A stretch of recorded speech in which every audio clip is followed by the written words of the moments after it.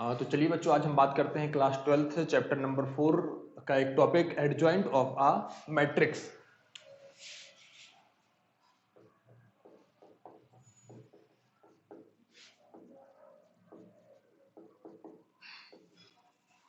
Adjoint of a matrix की बात करते हैं। Adjoint of a square matrix A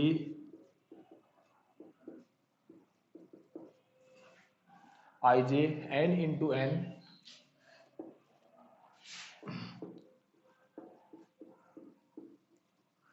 is defined as the transpose of a matrix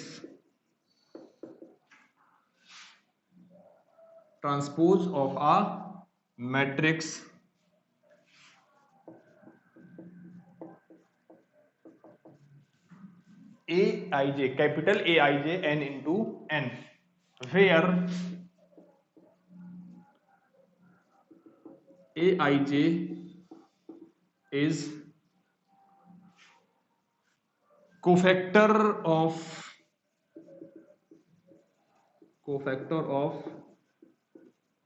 element Aij।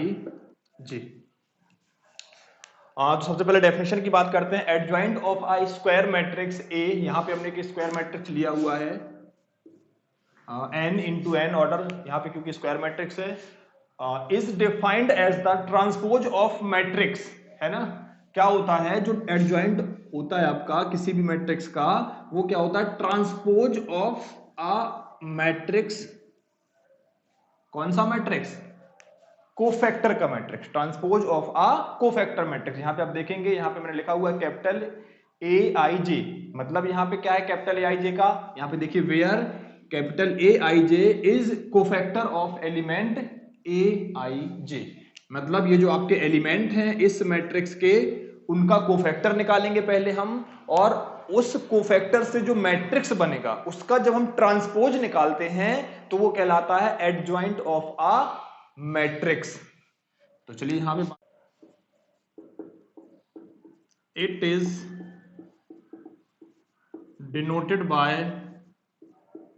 Adjoint A. चलिए देखते हैं यहां पे, late A11 A12 A13 A21 A22 और A23 A31 A32 और A33। यहां पे आपने देखा होगा मैंने एक मैट्रिक्स लेट कर लिया है जिसका क्या है? थर्ड ऑर्डर है। जिसका क्या है आपका यहाँ पे? थर्ड ऑर्डर है। अब इसका मैं क्या निकालूंगा? कोफैक्टर मैट्रिक्स निकालेंगे।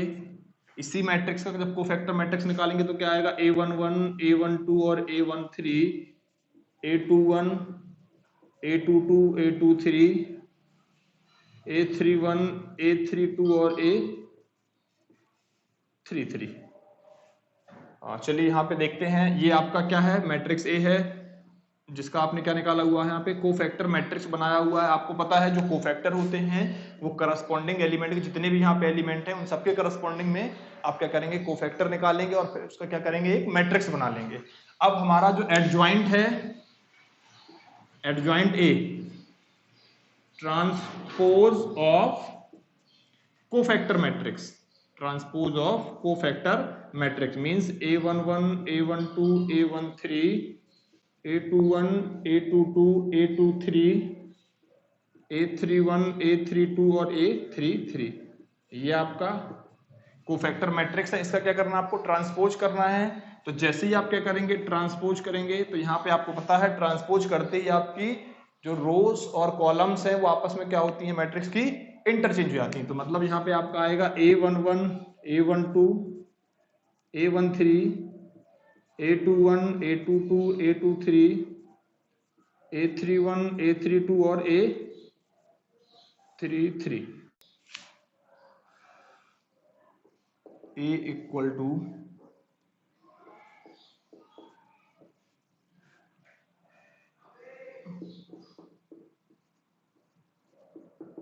Find adjoint A. तो सबसे पहले यहाँ पे आप क्या करेंगे, इस मैट्रिक्स के कोफैक्टर निकालेंगे। तो कोफैक्टर की अगर हम बात करें तो आपको पता है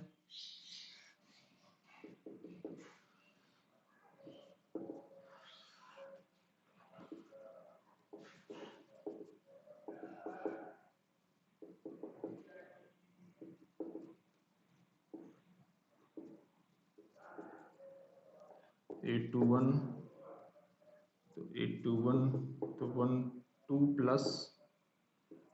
प्लस 1 और यहाँ पे 3 इक्वल टू आपका आएगा -3 और a22 यहाँ पे आप निकालेंगे तो आपका -1 की पावर 2 + 2 और यहाँ पे आएगा 2, तो ओवरऑल क्या आएगा आपका ये 2 आ जाएगा। और यहाँ पे आप देखेंगे कि आपने जो कोफैक्टर हैं वो क्या किए हैं, निकाल लिए हैं यहाँ पे। अब इसके मैट्रिक्स की अगर हम बात करें, इसके मैट्रिक्स की अगर बात करें तो कोफैक्टर का जो मैट्रिक्स है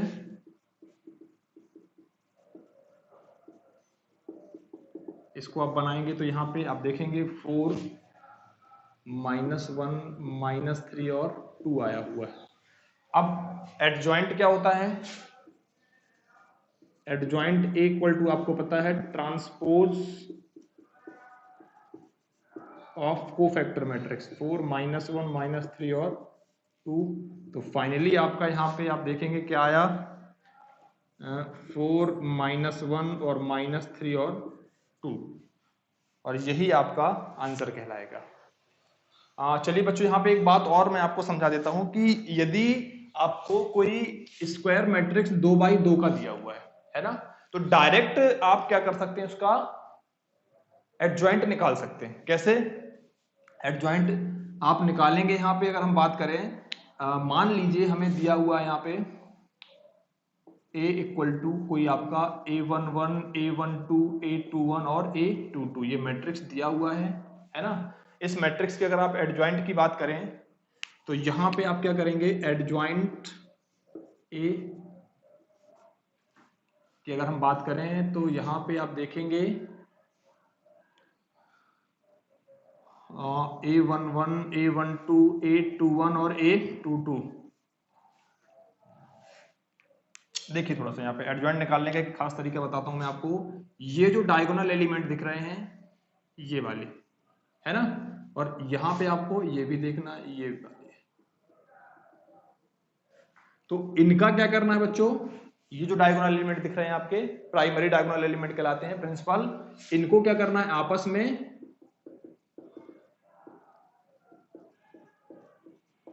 इंटरचेंज कर देना है। और ये जो आपको सेकेंडरी डायगोनल एलिमेंट दिख रहे हैं इनको क्या करना है आपको,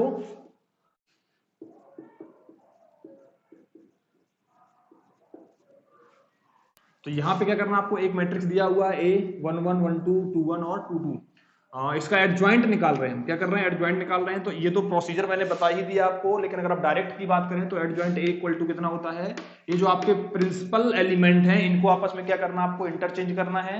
और ये जो आपके सेकेंडरी डायगोनल एलिमेंट ये दिख रहे हैं आपको A21 और A12, इनका क्या होना है, सिर्फ साइन चेंज होना है। चलिए तो इस पे अप्लाई करके देखते हैं।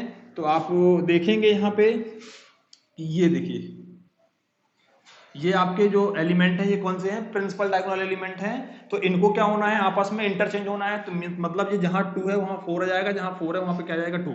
तो ये देखिए आपका आ चुका है। और आपके ये जो ये एलिमेंट दिख रहे हैं आपको डायगोनल एलिमेंट के अलावा, ये तो दोनों एलिमेंट दिख रहे हैं, इनका क्या होना है, सिर्फ साइन चेंज होना है। तो देखिए यहाँ पे आपका +1 है और +3 है, दोनों के साइन चेंज होंगे तो ये क्या हो जाएगा, -1 हो जाएगा, और यहाँ पे क्या जाएगा आपका -3 आ जाएगा। तो इस तरीके से आप अगर हमें कोई 2x2 का स्क्वायर मैट्रिक्स दिया जा रहा है तो आप उसका बहुत आसानी से क्या कर सकते हैं, एडजॉइंट निकाल सकते हैं।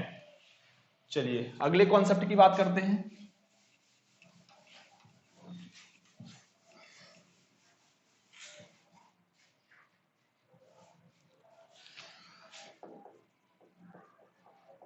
एक थ्योरम की बात करते हैं यहां पे, इफ A इज any square matrix of n order, then A adjoint A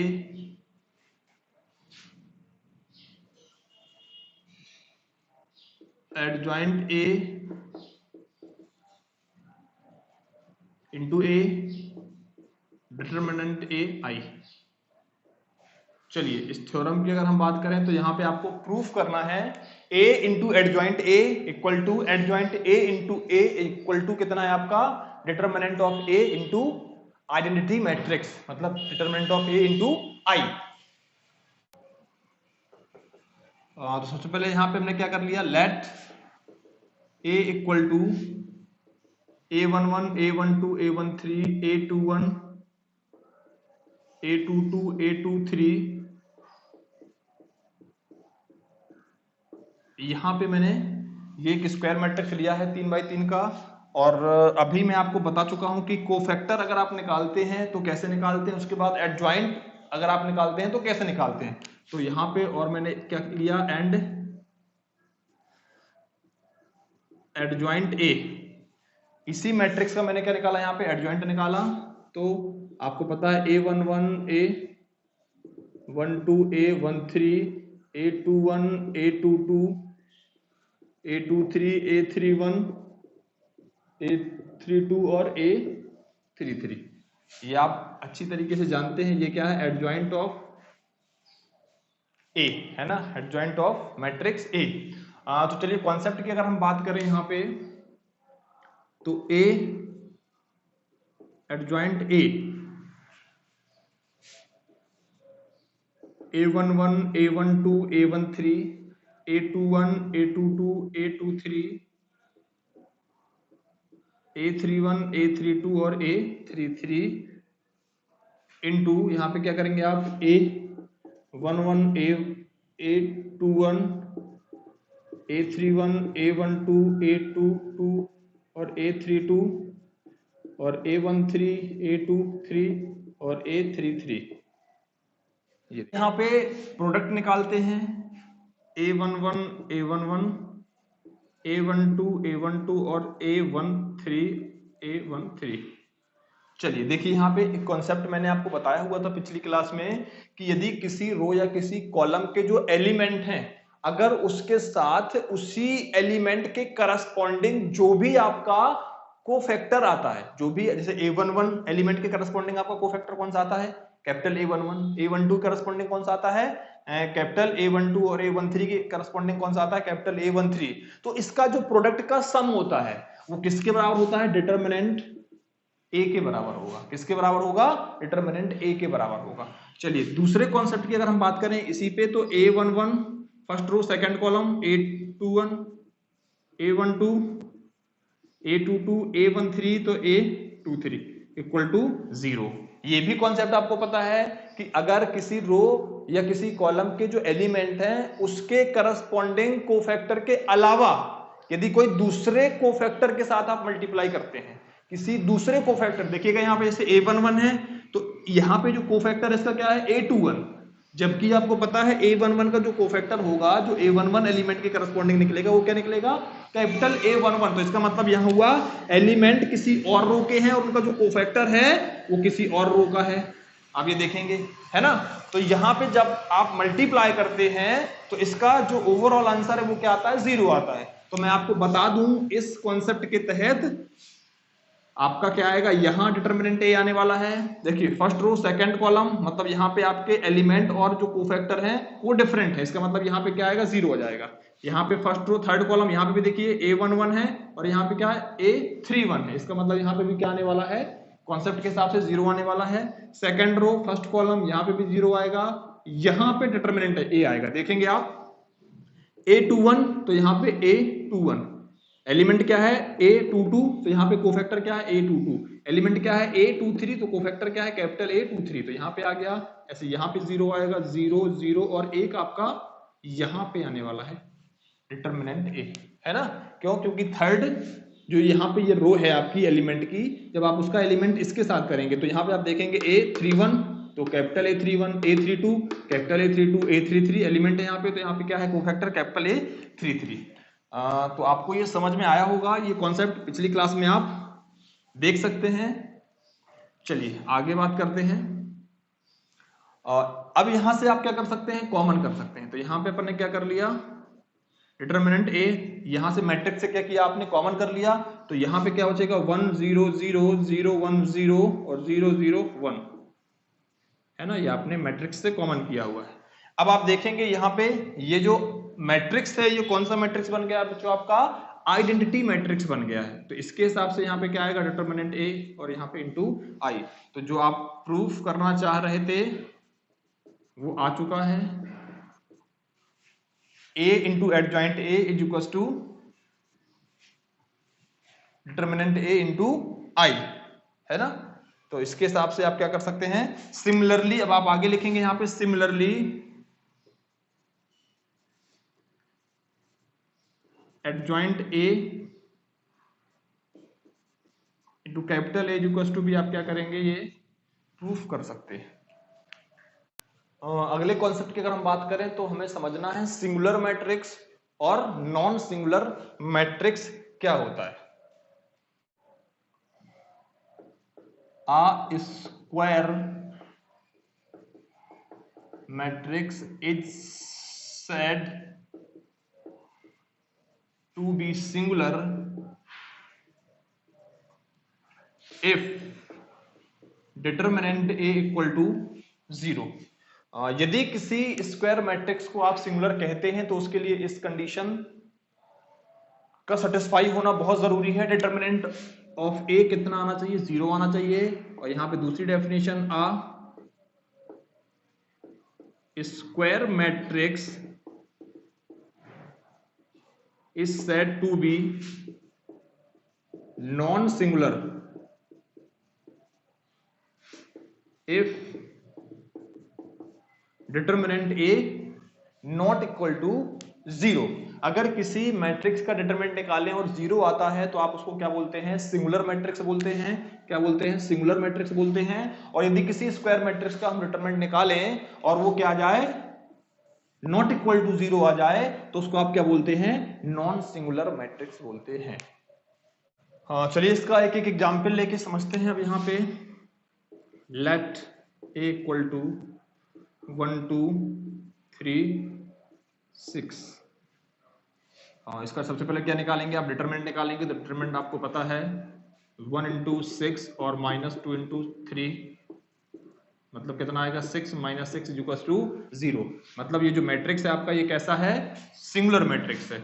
और अगर एक दूसरा मैट्रिक्स लेट कर ले हम, लेट 1 3 5 और 6, यहां पे अगर हम बात करें तो जैसे ही आप इसका डिटरमिनेंट निकालेंगे तो डिटरमिनेंट क्या आएगा, 1 इंटू 6 और -3 इंटू 5, 6 - 15 इज इक्वल टू -9। तो इसका मतलब ये है जो 0 के इक्वल नहीं आया हुआ डिटरमिनेंट, इसका मतलब ये कैसा आपका नॉन सिंगुलर मैट्रिक्स है ना। तो चलिए कॉन्सेप्ट की बात करते हैं। If A and B are non singular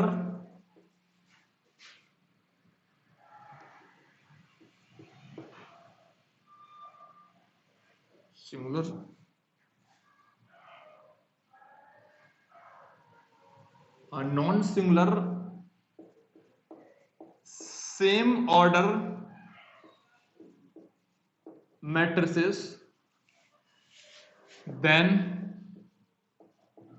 AB and BA is also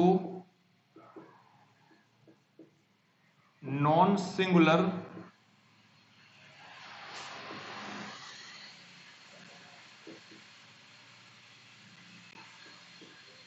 same order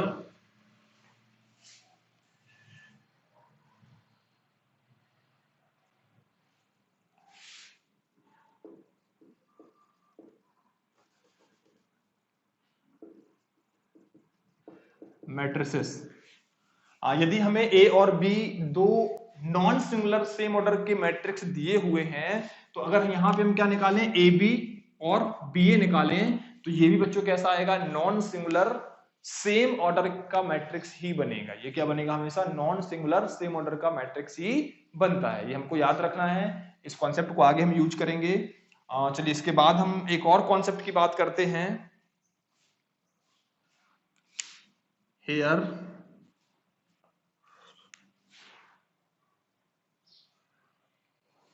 determinant of the product of matrices. दूसरे कॉन्सेप्ट की बात करते हैं, determinant of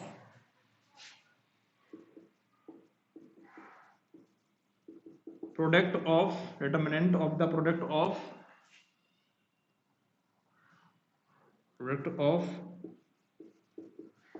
matrices is equal to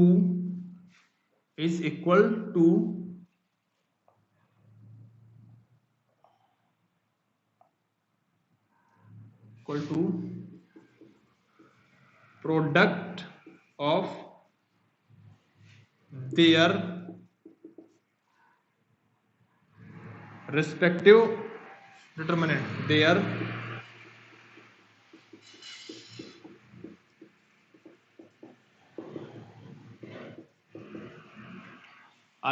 of the product of matrices is equal to product of their respective determinants। मतलब इसका ये हुआ कि अगर हम क्या करते हैं, प्रोडक्ट ऑफ ए बी का डिटरमिनेंट निकालते हैं तो वो इक्वल टू आता है डिटरमिनेंट ए और इनटू डिटरमिनेंट बी।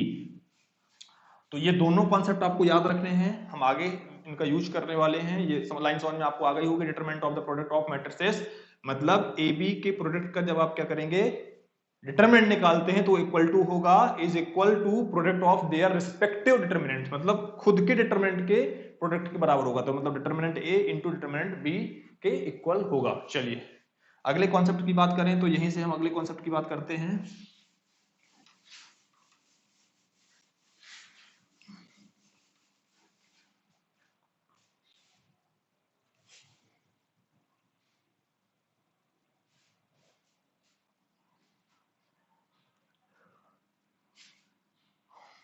चलिए अगले कॉन्सेप्ट की अगर हम बात करें तो यहां पे हम बात करना चाह रहे हैं कि यदि हम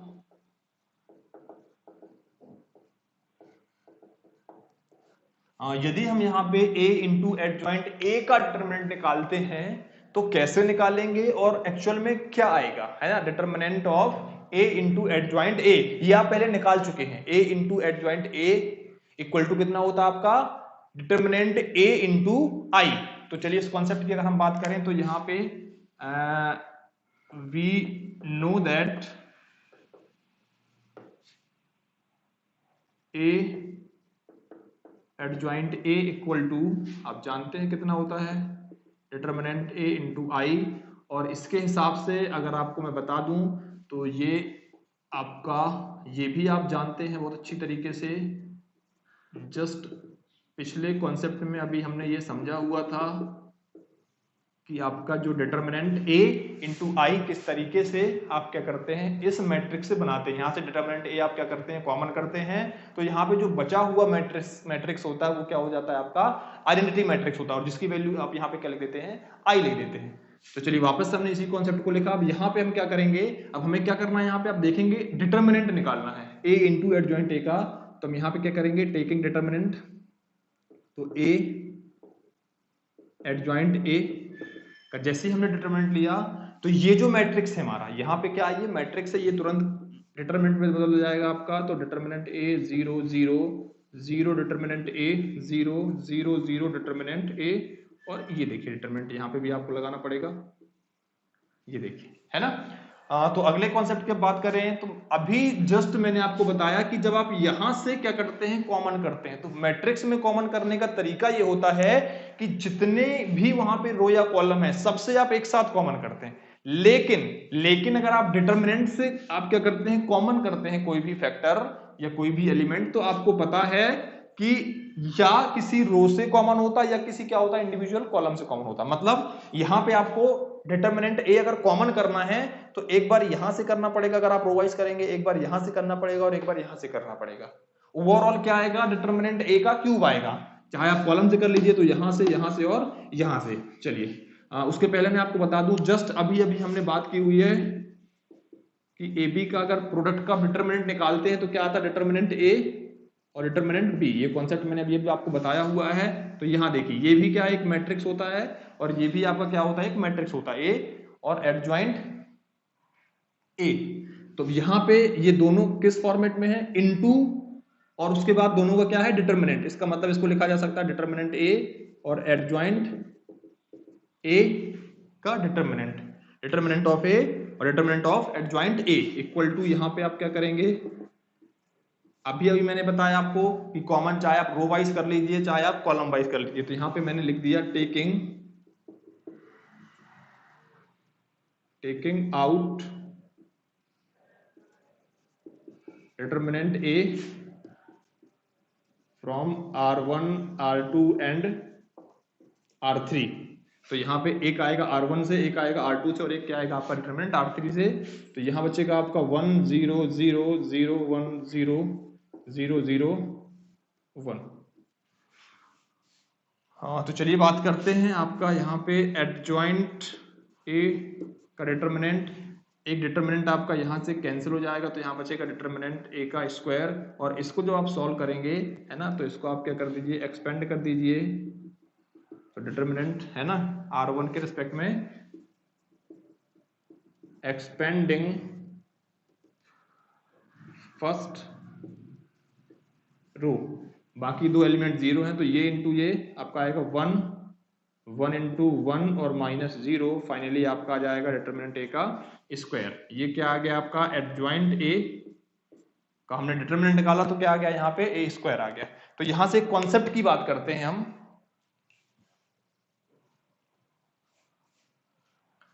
कॉन्सेप्ट हमारा क्या है, if A is non singular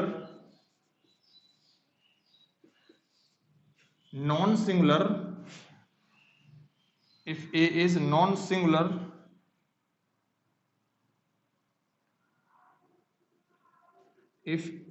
non-singular matrix of n order, then adjoint A, determinant of adjoint A equal to क्या आएगा आपका डिटर्मिनेंट A की पावर n माइनस 1।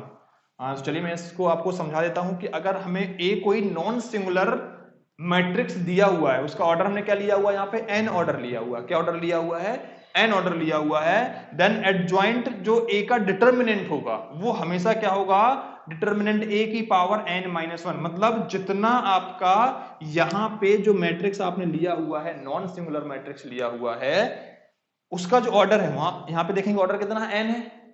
तो यहां पे डिटर्मिनेंट जो आएगा किसका, एडजॉइंट ए का, वो हमेशा क्या आएगा, n से एक कम आएगा। मतलब डिटर्मिनेंट a की पावर n माइनस 1। जैसे यहाँ पे आपने देखा, हमने यहाँ पे देखा कि जो मैट्रिक्स हमने लिया था, यहाँ पे अगर हम मैट्रिक्स की बात करें तो हमने जो स्टार्टिंग में मैट्रिक्स लिया था जिससे पूरा का पूरा सॉल्व किया है आपका A11 A12 A13 A21 A22 और A23 A31 A32 और A33। तो इसका ऑर्डर क्या था, यहाँ पे थर्ड ऑर्डर की मैट्रिक्स थी। अगर आप देखेंगे यहाँ पे कौन सी थी, थर्ड ऑर्डर की मैट्रिक्स। तो इसको जब हमने सॉल्व किया फाइनली, तो एडजॉइंट जो A आया हुआ है उसका जब डिटर्मिनेंट निकाला हमने तो कितना आया, डिटर्मिनेंट A स्क्वायर। मतलब इसके ऑर्डर से एक कम आया हुआ है, यहाँ पे डिटर्मिनेंट A का स्क्वायर आया हुआ है। अगले कॉन्सेप्ट की अगर हम बात करें, square matrix is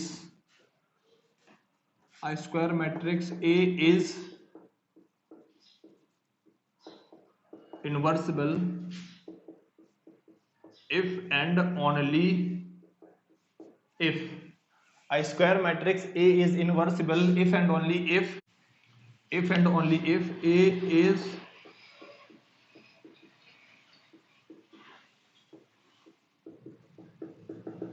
non singular matrix. चलिए यहाँ पे देखते हैं, मैंने यहाँ पे लिखा हुआ है आई स्क्वायर मैट्रिक्स ए इज इनवर्सिबल, है ना, if and only if A is non singular matrix. मतलब ए आपका इनवर्सिबल तभी पॉसिबल है जब आपका जो मैट्रिक्स ए है वो क्या होना चाहिए, नॉन सिंगुलर होना चाहिए। तो इस कॉन्सेप्ट की थोड़ा सा बात करते हैं। सबसे पहले मैं आपको बताऊंगा,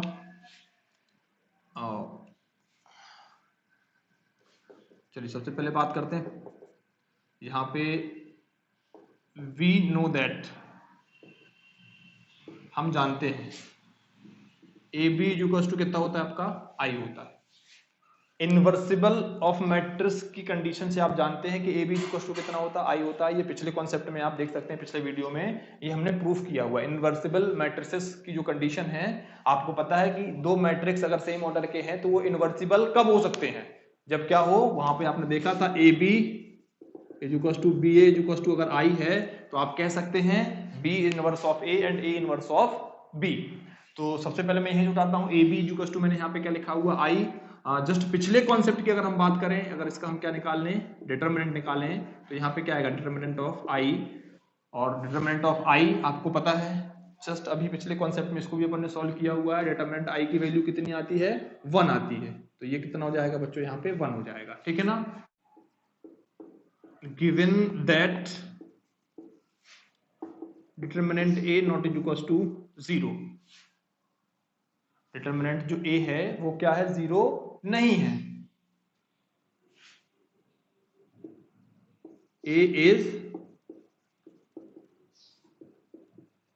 नॉन सिंगुलर मैट्रिक्स। ये आपका कैसा है, a is non singular matrix. Now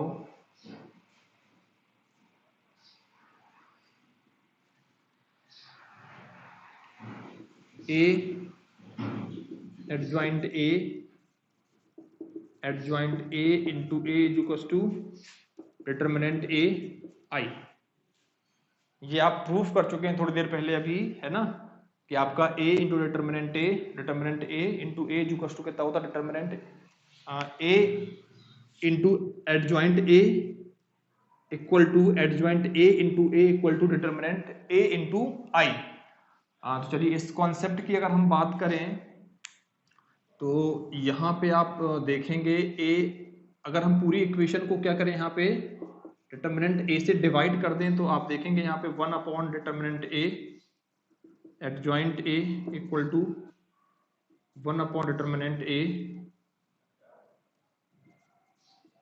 adjoint A equal to, यहाँ पे आपका क्या आएगा बच्चों, I आने वाला है।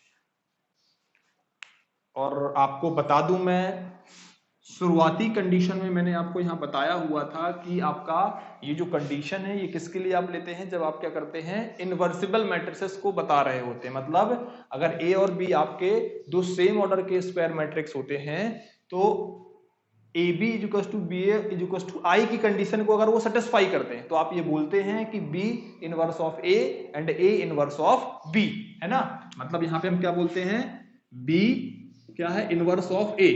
तो अगर यहाँ पे थोड़ी देर के लिए हम बात करें तो ए बी की जगह क्या लिख सकते हैं आप, ए इनवर्स इक्वल्स टू क्या आएगा, यहाँ पे आई आ सकता है क्या, देखिए ए तो पहले से और बी क्या है आपका इनवर्स ऑफ ए, तो A into A inverse equals to यहाँ पे कितना लिखा हुआ है, आई लिखा हुआ है। चलिए इसी कॉन्सेप्ट के हिसाब से अगर मैं आपको समझाने की कोशिश करूं तो यहाँ पे आप क्या लिख सकते हैं, यहाँ पे देखेंगे आप, यहाँ पे आप देखिए यहाँ पे क्या लिखा है ए और ये, और यहाँ पे क्या लिखा हुआ ए और इसके साथ ये देखिए, है ना। तो इन दोनों में आप एक चीज देखेंगे कि A into A inverse equals to क्या बना आपका आई इक्वल्स टू क्या होता है, ए इंटू ए इनवर्स। तो उस हिसाब से यहाँ पे हेयर ए इनवर्स की वैल्यू क्या होगी, determinant A adjoint A comma determinant A not equals to 0।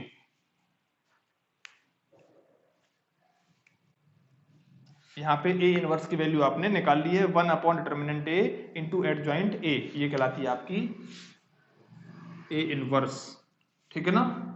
तो आई होप आपको ये वीडियो समझ में आया होगा, और अगर आपको ये वीडियो समझ में आया है तो प्लीज लाइक करें, शेयर करें और सब्सक्राइब करें।